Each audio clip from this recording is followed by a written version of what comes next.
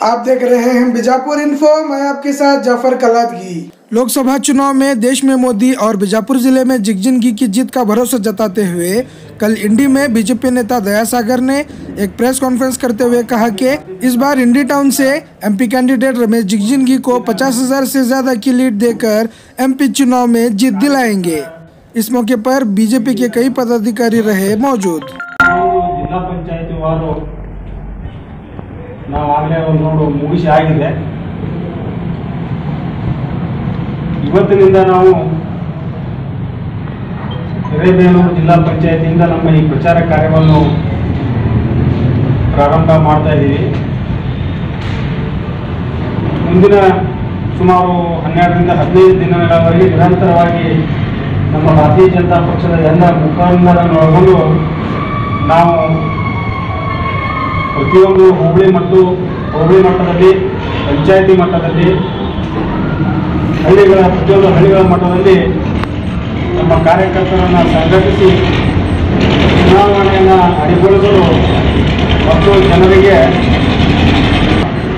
ಕಾರ್ಯಗಳ ಹಲವಾರು ಯೋಜನೆಗಳ ಬಗ್ಗೆ ಈ ಜಿಲ್ಲೆಯಲ್ಲಿ 50,000ಕ್ಕಿಂತ ಹೆಚ್ಚಿನ ಮತಗಳ ಲೀಡನ್ನು ಕೊಡುವ ಒಂದು ಸಂಕಲ್ಪ ಮಾಡಿದ್ದೇವೆ।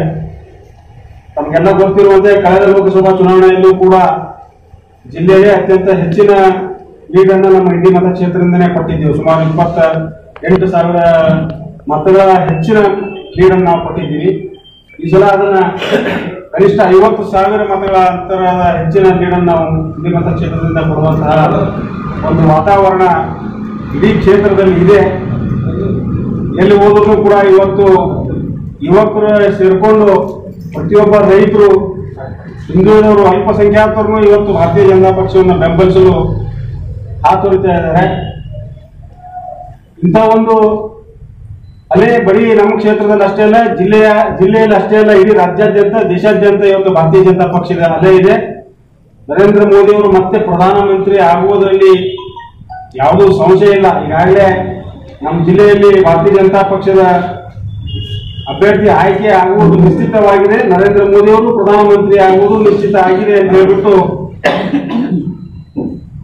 ಜನ ಮಾತಾಡ್ತಾ ಇದ್ದಾರೆ।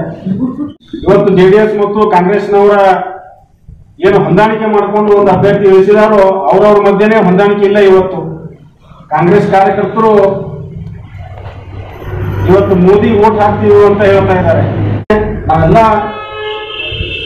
ಮುಖಂಡರು ಒಗ್ಗಟ್ಟಾಗಿ ಒಂದಾಗಿ ಇವತ್ತು ಇಡೀ ಕ್ಷೇತ್ರಾದ್ಯಂತ ಸಂಚಾರ ಮಾಡಿ ಮೋದಿ ಅವರಿಗೆ ಮತ್ತು ಭಾರತೀಯ ಜನತಾ ಪಕ್ಷಕ್ಕೆ ಹಾಗೂ ನಮ್ಮ ಅಭ್ಯರ್ಥಿಯಾದಂತಹ ರಮೇಶ್ ಜಿಗಜಿಣಗಿ ಅವರ ಸಾಧನೆಗಳನ್ನು ನೋಡಿ ಮತ ಕೇಳ್ಕೊಂಡು ನಾವು ಕ್ಷೇತ್ರಕ್ಕೆ ಇವತ್ತಿನಿಂದ ಮತ್ತೆ 2ನೇ ಸುತ್ತಿನ ಪ್ರವಾಸ ನಾವು ಪ್ರಾರಂಭ ಮಾಡಲಿದ್ದೇವೆ।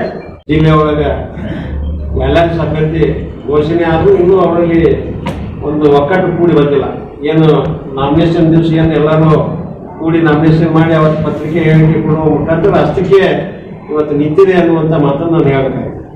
ಯಾಕಂದರೆ ಇವತ್ತು ಅವರಿಬ್ಬರು ಸಚಿವರು, ಕಾಂಗ್ರೆಸ್ನವರಿಬ್ಬರು ಜನತಾದಳದಿಂದ ಒಬ್ಬ ಸಚಿವರಿದ್ರು, 3 ಮಂದಿ ಸಚಿವರಿದ್ರು, ಎಲ್ಲಿ ಆ ಒಂದು ಹುಮ್ಮಸ್ಸು ಕಾಣ್ತಾ ಇಲ್ಲ। ನಮ್ಮ ಅಭ್ಯರ್ಥಿ ಪರವಾಗಿ ಸತತ 1 ತಿಂಗಳಿಂದ ಪ್ರಚಾರ ಕಾರ್ಯಗಳು ನಡೀತಾ ಇದ್ದಾವೆ। ತಮ್ಮ ಮೂಲಕ ಜನರಿಗೆ ಮುಟ್ಟಿಸುವಂಥ ಕೆಲಸವನ್ನು ನಾವು ಮಾಡಿದ್ದೀವಿ।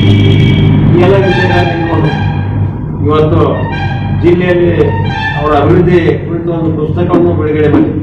ಅದು ತಮ್ಮೆಲ್ಲರಿಗೂ ಮೊನ್ನೆ ಕಾರ್ಯಾಲಯ ಉದ್ಘಾಟನೆ ಮುಟ್ಟಿಸುವಂಥದ್ದಾಗಿತ್ತು। ಅದ್ರ ಜೊತೆಗೆ ಕೇಂದ್ರದ ಯೋಜನೆಗಳು, ಕೇಂದ್ರದಲ್ಲಿ ಸಾಕಷ್ಟು ಯೋಜನೆಗಳು ಮಧ್ಯಮ ವರ್ಗದವರಿಗಿರ್ಬೋದು, ಬಡವರಿಗಿರ್ಬೋದು, ಮೇಲ್ಜಾತಿಯ ಜನರಿಗಿರ್ಬೋದು, ಯೋಜನೆಗಳು ಯಾವ ರೀತಿ ಭ್ರಷ್ಟಾಚಾರವನ್ನು ತೊಡೆದು ಹಾಕಿ ಈ ಫಲಾನುಭವಿಗಳಿಗೆ ನೇರವಾಗಿ ಹಣ ಮುಟ್ಟಬೇಕು, ಆ ಒಂದು ದಿಶೆ ಒಳಗೆ ಇನ್ನೆಲ್ಲರ ಖಾತೆಯನ್ನು ಮಾಡಿಸಿದ್ರು ಆ ಮುಖಾಂತರ ಇವತ್ತು ಜನರಿಗೆ ಮುಟ್ತಾ ಇದೆ।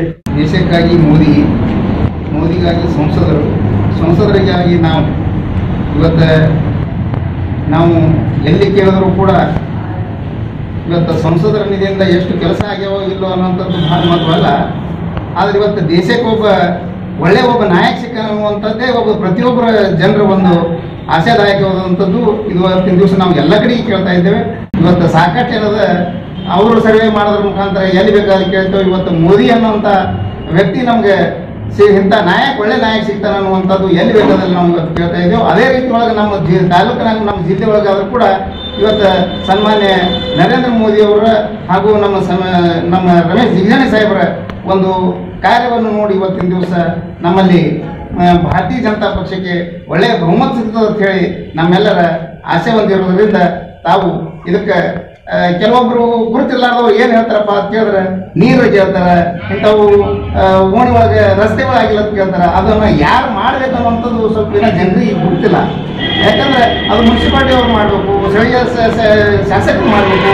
ಇವರು ನಮ್ಮ ಸಂಸದರು ಎಂಥವಪ್ಪ ಅಂತ ಕೇಳಿದ್ರೆ ಬ್ರಾಡ್ಗೇಜ್ ಇರ್ಬೋದು, ನಂತರ ನ್ಯಾಷನಲ್ ಹೈವೇ ಇರ್ಬೋದು, ಕುಡಿಯುವ ನೀರಿನ ಕುಡಿಯುವ ನೀರಿನ ಯೋಜನೆ ಇರಬೇಕು. ಇಂಥವು ಯೋಜನೆಗಳು ಏನದ ದೊಡ್ಡ ದೊಡ್ಡ ಯೋಜನೆಗಳು ಕೂಡ ನಿಮ್ಮ ಪತ್ರಿಕೆ ಮುಖಾಂತರ ಅವ್ರು ಏನದ ಈಗಾಗಲೇ ಅವರು ಬಿಡುಗಡೆ ಮಾಡಿದ್ದಾರೆ. ಎಷ್ಟು ಕೆಲಸಗಳು ಆಗ್ಯಾವ ಅನ್ನುವಂಥದ್ದು ಆ ನಿಟ್ಟಿನೊಳಗೆ ಸಾಕಷ್ಟು ಅಭಿವೃದ್ಧಿ ಕೆಲಸಗಳನ್ನು ಮಾಡ್ಯಾರ ಅನ್ನುವಂಥ ಮಾತನ್ನು ಈ ಸಂದರ್ಭದಲ್ಲಿ ಹೇಳಿ